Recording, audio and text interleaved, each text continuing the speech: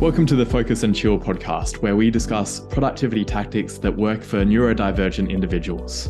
Every episode, we interview guests with lived experience of neurodiversity who also have a solid productivity and habit game, and pass the learnings on to you, our wise and benevolent audience. We're your hosts, Jeremy and Joey. I'm Joey, and I coach creatives to get moving on their most ambitious projects through the power of solid habits and strong focus. I'm also a perpetual student of psychology and perpetually on a quest to a one-armed chin-up. And I'm Jeremy, a neurospicy software developer turned startup founder, building the Focus Bear app to help people with ADHD and autism thrive at work. My cool party trick is leaving parties early so I can get to sleep in time for my 2-hour-long morning routine.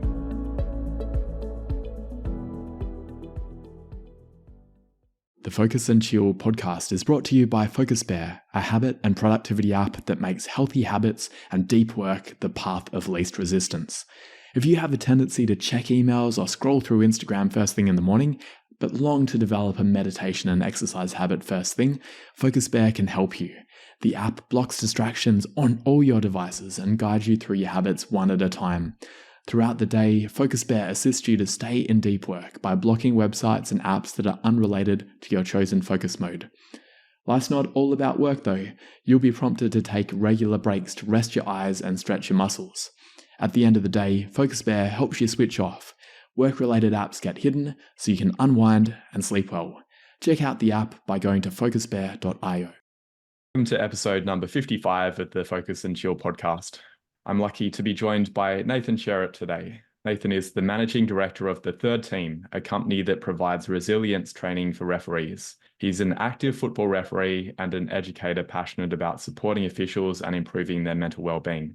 Nathan also works as a mental health ambassador and a speaker, using his off-the-field story to inspire and improve the lives of others.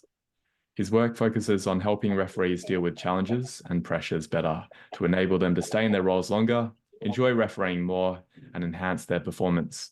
Additionally, he is involved in communicating similar messages through the vehicle of refereeing in schools, colleges, universities, and in the industry. Welcome to the show, Nathan. Thank you very much, Jeremy. It's a real pleasure to join you today. Absolutely. So let's kick things off by talking about your journey with neurodiversity. When did you realize you weren't neurotypical? I remember right from being very, very young, maybe even under 5 years old, I would be very, very anxious in traffic jams and all of that type of thing. And I found that very difficult. And I knew that other children didn't get those sensations and get that type of feeling typically. But I have a really clear memory when I was, again, probably 8 or 9 years old. I was at a bus stop. I was overseas waiting for this bus and it didn't come on time when it was due to. And it caused me, I suppose, on reflection now, knowing what I know now as an enlightened person, that I suppose I had an autistic meltdown with that. And so I always knew that I had this sort of crippling anxiety that other kids didn't experience. I think I always knew I was different, but it actually probably took me, I understand that certainly in the UK, 80% of boys who are autistic have a diagnosis before the age of 10. And I didn't get my diagnosis until I was 14 or 15 years of age. And I think I realized a lot of it made sense to me when I got that diagnosis at the later stage. And then it became even clearer in my early 20s when I really invested the time for the first time in my life in understanding myself as an autistic person. So yeah, I think that was really my early experiences, and it was when I realized that I had differences to a lot of the other kids that obviously I was associated with during my time at school. What was it like after being diagnosed? Did they provide support to you? No, for me, it was a very strange experience because I was doing my exams to finish school at the age of 16 before I went to sixth form college. I knew that I needed extra time and things. I've never been able to handwrite legibly, just had a lot of challenges like that. So I knew I needed to get something diagnosed so that I could get the support that I needed for the exams. And then I think that from my perspective, it was sort of a means to an end to get that support, and it didn't have a great deal of meaning to me. And I think I alluded to it before. When I was older, I was in my early 20s, so probably 5-6 years later was when I really invested the time to find out what being autistic meant for me. And it was like untangling wires. It provided a lot of clarity for me and explained a lot about how my life had been up to that stage.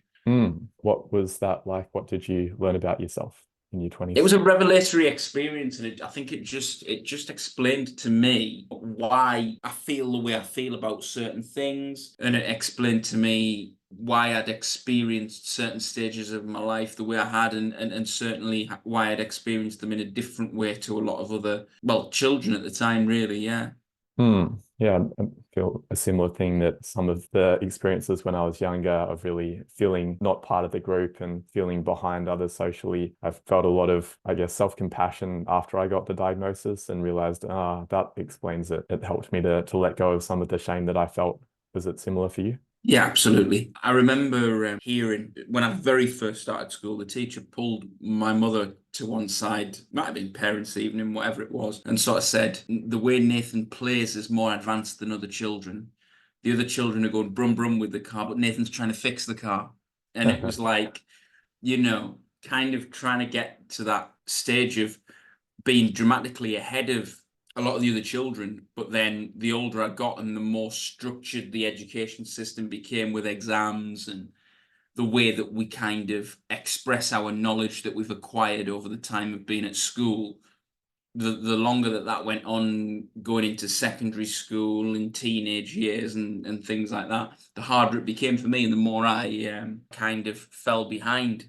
So it was a difficult experience, a strange experience, really, probably up until I was at sixth form college at between the ages of 17, 18, before university, when I did for the first time continual assessment and almost tripled my marks from what I'd got in an exam-based system just a couple of years earlier. So that spoke a lot to the differences of being neurodivergent and the way you can express the knowledge. I always knew that I was better than my exam results had shown. The vehicle of expressing the knowledge in exams, I think probably isn't suitable for a lot of neurodivergent individuals, but certainly for me, it wasn't. Yeah, and I think there's some research out of Finland saying it probably doesn't suit anyone. They're saying that like type of summative assessment, high stakes, doesn't really reflect the real world where we generally get more than one chance at something. Yeah, absolutely, yeah. Hopefully that might change in the future. Do you feel like you're at a point now where you're more able to lean into your strengths as an autistic person compared to when the structure was imposed upon you? The process that I explained in my early 20s did allow that.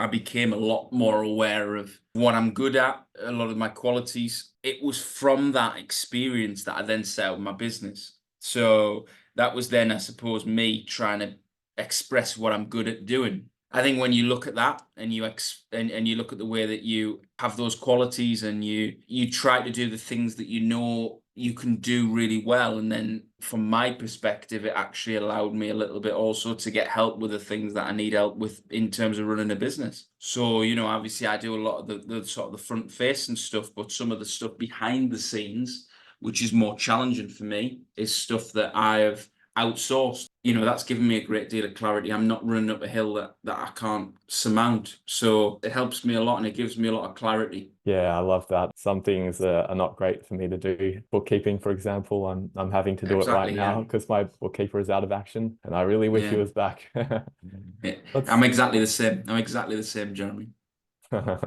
Tell us a bit more about your business. What do you do as part of what you're doing for work? In the brilliant introduction you gave me, you summed up probably 50% of what I do.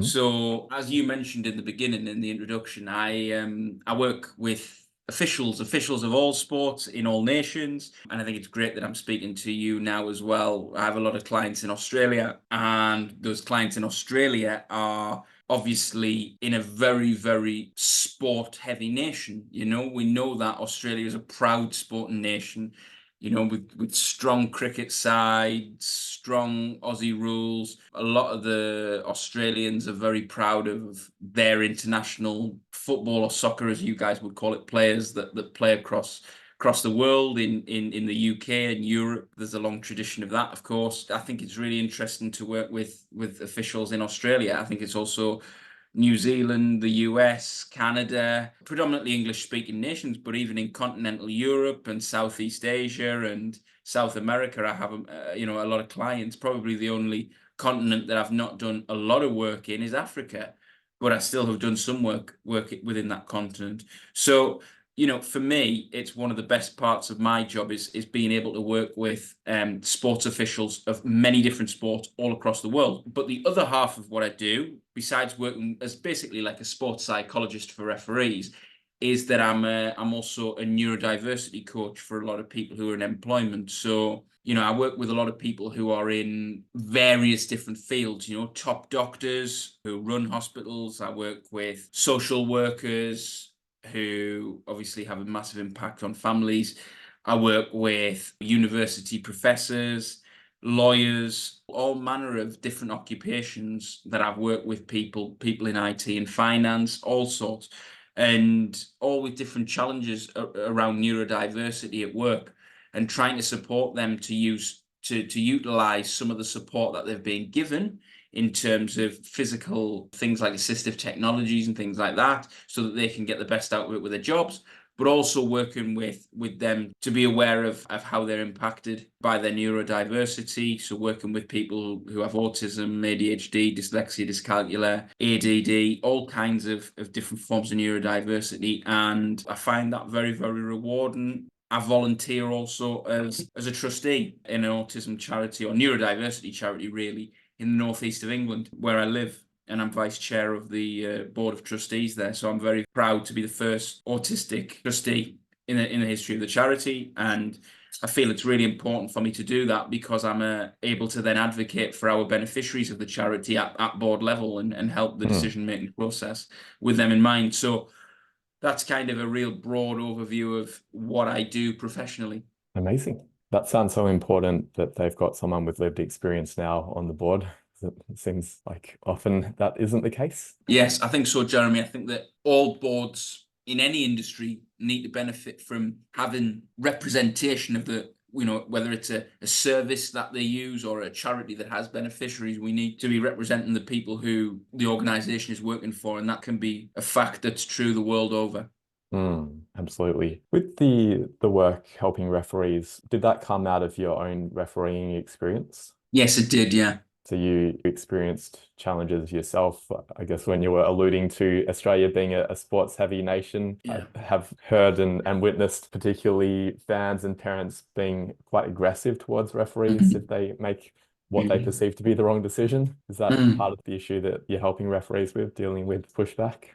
Yes, I'm working with officials of all levels. So we're talking about young children who are referees, who are getting involved in sport in that way, who are working at grassroots level, and it really helps them to develop their skills. But they are having to learn how to officiate their peers, to manage games, to understand how to deal with parents, like you said, and all of the different bits. But I work with professional level match officials who do it as their full-time job as well. So it's a very, very broad spectrum of different, kind of referees that I work with. So I'm working with grassroots to professional level and everything in between. And so, and I'm doing that across many, many countries as well. So I have a very broad picture, and it's as much of an education for me as it is for my clients, really. Do you feel like has it changed in recent years? I've heard that there's potentially more public aggression, at least in Australia, than there has been in the past. And we've heard stories about people spitting on referees and that sort of thing.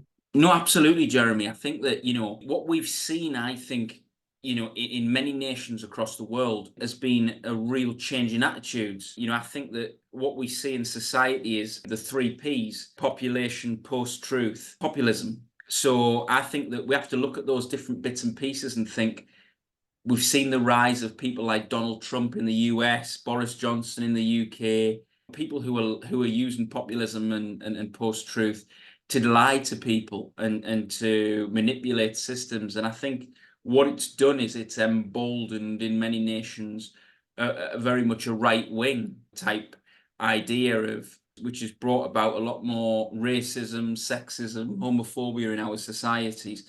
And what we see on sports pitches is reflective of society, because the people who play, the people who watch, the people who coach in these sports, they are members of society. And when society, when it becomes a societal norm to not be tolerant of other human beings anymore, then that's when we have a big problem. We saw it, obviously, as I mentioned there, with Donald Trump in the US, creating division, and the same happened in the UK with Boris Johnson, and in Brazil with Bolsonaro. These people using things like immigration to drive a wedge between people. And I think that even in places like Australia, I know that there are a lot of challenges around sort of the native people in the land. These are very, very complex issues. What we see in society is very reflective of what we see on sports fields. And from an officiating perspective, it's the officials who are like police.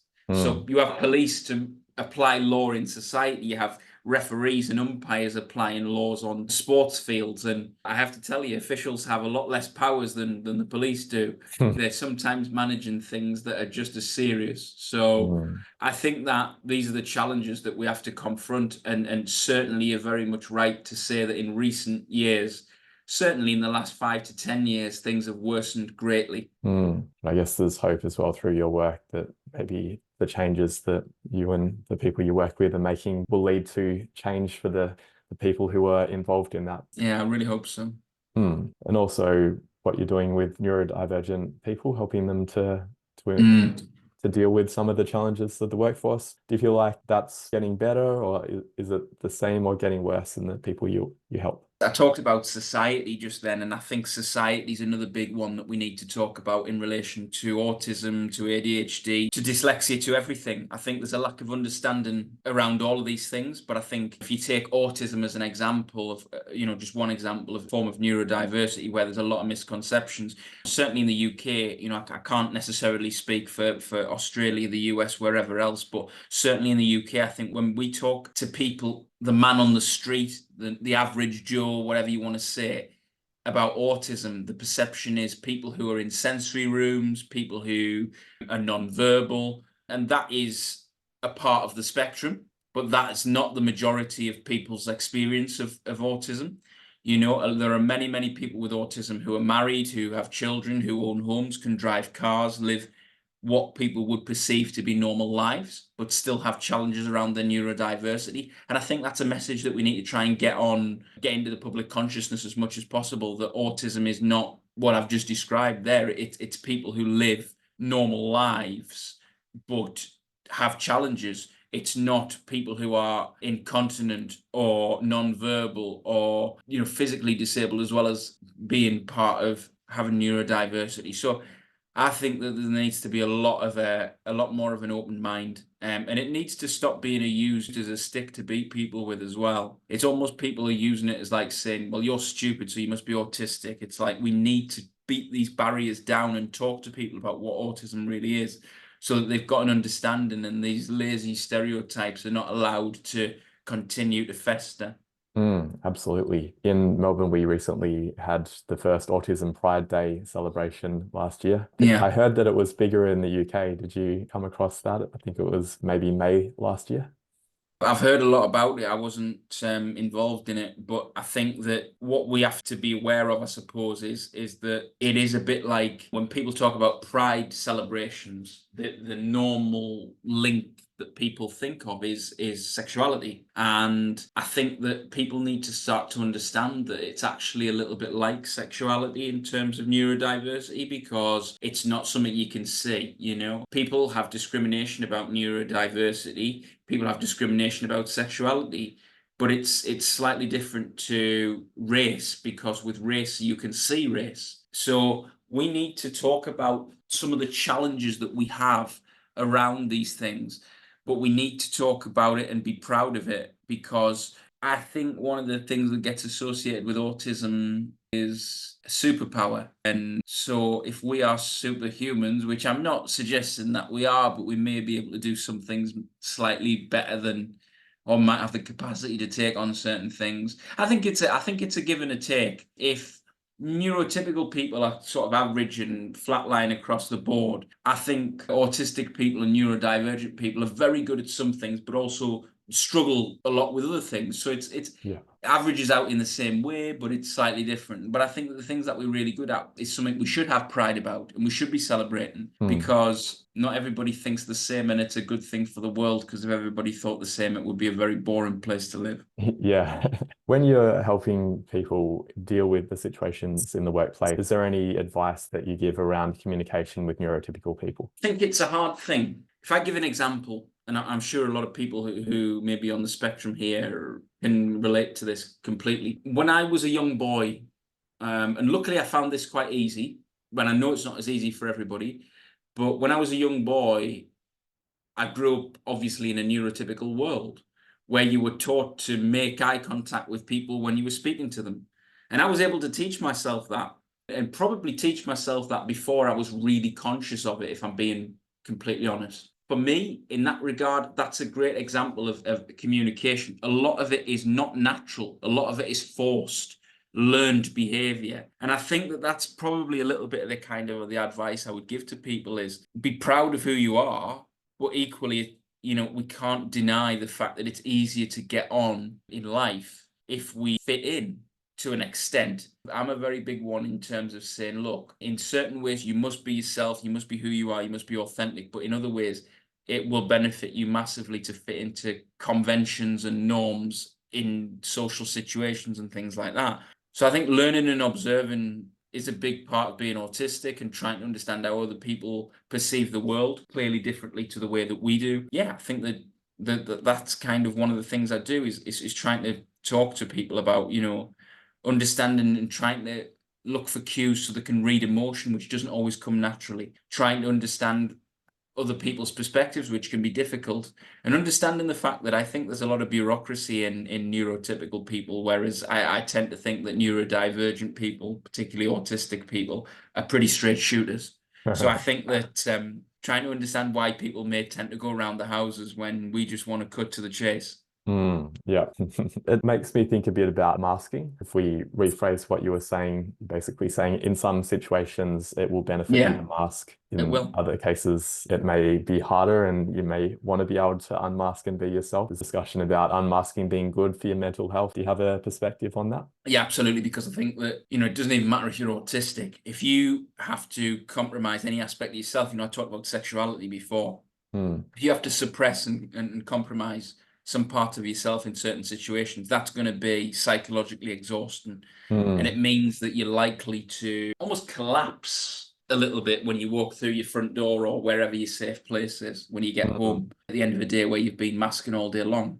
You're just exhausted by it. You just collapse into a heap, and it's a disaster. So yes, I think it is very, very important that you can be yourself. And I think that it's about I think it's hard for neurodivergent people though, because they don't always feel, or it can take a period of time to feel that they can trust people enough to be able to unmask in front of them, And that can take a period of weeks or months in certain situations. If you start a new job, but you're autistic, for example, it may be 6 months, a year before you can start to share certain aspects of your personality, and that can be exhausting, but it's kind of a reality, I suppose, of being neurodivergent, and you have to try to do it and be as healthy as you can possibly be, because it can have a very negative toll on your mental health when you're suppressing your true version of yourself, if you like. Yeah, I guess another option there is finding an environment that is more open to neurodivergence. And for some people, starting their own business is a way to achieve that. Is that part of your own decision? You've created the structures that you can shape your own work life. Yeah, I left a job, and I think part of the reason why I left a job before I started my business was because I felt that I was quite direct. Also felt that they couldn't handle that. And I think it was a bruising experience for me. But yeah, that was a big part of what drove me to self-employment, because I like the way that I work now. But I think also when I reflect, it's something where if I ever did go back into employment, it would be a case of I would be interviewing them as much as they would be interviewing me, to see if it was the type of inclusive environment that I wanted to work in. And also, I think there's a big debate, and it's a controversial topic, of when is the right moment to disclose your neurodiversity. I think it's a little bit late for me now, to be quite honest with you, Jeremy. If anybody Googles my name, they're going to know. But I think for other people, they do have that conundrum. You mean this isn't breaking news on this podcast? You've shouted it from the rooftops. I think regrettably you haven't got the exclusive on that one, Jeremy. I'm sorry to deny you. Really interesting about directness, because it feels like UK or English communication is a little bit roundabout. Is that challenging, perhaps more so than if you were from, I don't know, if you were from the Netherlands, where I think there's a bit more culturally directness? Yeah, you go somewhere like Rome and they beat the horns at each other and call each other all the names under the sun when they drive in the cars. And yeah, I feel very, very frustrated with the way that a lot of people communicate in this country. I think there's an awful lot of bureaucracy, a lot of people setting up working groups and having think tanks about things that really don't require that level, not that level of thought. I will say that it is not me saying these big issues that we see in society don't require big levels of thought. That's not what I'm saying at all. What I'm saying is that it would be better, in my opinion, if a lot more sort of people did what I think a lot of neurodivergent people do, which is to think about things before they sort of say them. So I think actually, although neurodivergent people appear to be very direct, what people fail to appreciate is that they've considered many options before they've even opened their mouths, which is what I think, you see a lot more bureaucracy is because people just open their mouths and just make noise and they haven't really thought these things through. And that's why, sometimes I think about governments. I think governments would be much better if they were run by neurodivergent people. I know that in Australia, they have quite short parliaments, really, in government. But in the UK, we have 5 years, and obviously in the US, they have 4. And I think that if you took those 5 or 4 years, you would actually get a lot more done in those periods of time, I think, if you had neurodivergent people running the country. And yes, there would be some big mistakes that probably would be made, but there would also be a lot of good things done. And I think the good would outweigh the bad, unless they were a fundamentally bad person. But I certainly think they would look and go, wow, we've had a 5-year period where we've done absolutely loads. We haven't just spent the whole parliament thinking about putting a high-speed railway in or whatever it might be. We've actually done it and it's completed and it's ready and it's finished. And because these people just did it, they didn't set up working groups and think about, how they're going to move a hedge to accommodate a railway track. They just plowed through and got on with it. And I think that's kind of a little bit of what I always feel. Well, I've got the exclusive on this, the beginning of your electoral campaign. You have, yeah. I'm going to lead the UK in an alliance to be less bureaucratic and more direct, and I'm going to get more done than any prime minister's ever done. I love it. Now, quickly on, in terms of eliminating bureaucracy, I imagine that feeds through to your own business. You were talking about how you delegate some tasks. Yeah. What are some of the productivity tactics that you find most helpful for you? Well, if I can give one example from one aspect of my business, I outsource a lot of my marketing and I get the help and support with that. There's 2 guys I work with. They have a really good understanding, I think, of neurodiversity, really, which is really, really helpful. And so what they do is they really appreciate me kind of being direct with them, because then they know what I want as their client. There's no ambiguity. And so I really will just say to them, look, I need help with this. I'm thinking about doing this. What do you think?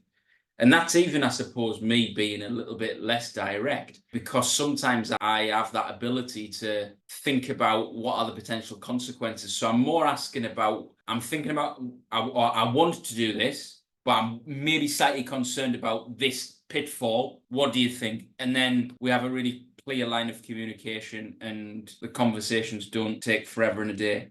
Great. What else do you do to maximize your own productivity? What do you advise your clients to do?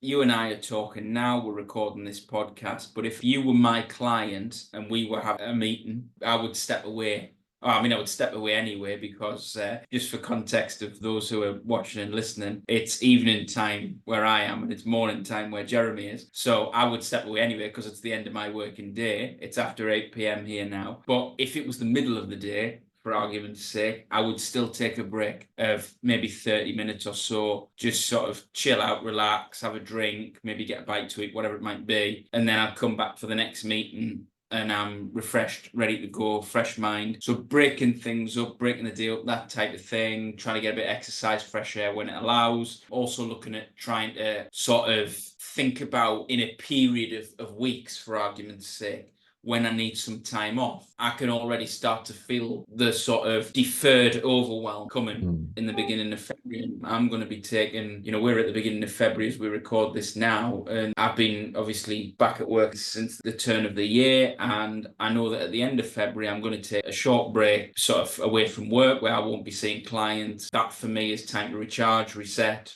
and then it's springtime in the UK, and then I'm ready to go again around Easter and all that type of stuff. And it's a busy period for me with refereeing around that time as well. So, I have to think about all aspects of my life, not just me as a worker, but me as a referee, and commitments to my partner who I live with, and all of those different aspects, because I need to be, kind of available for all of these things. And I've got to have energy for all of these things. It's no good me just plowing everything into work and being absolutely useless for the rest of the time because I'm too overwhelmed and burnt out. Yeah, really good point. You talked about getting home from work and having to collapse through the door, and I've definitely felt that myself. At what you've shared in terms of taking breaks, I'm leaning into that, and I'm finding it makes a difference. So let's take a break now, and we will resume in a bit.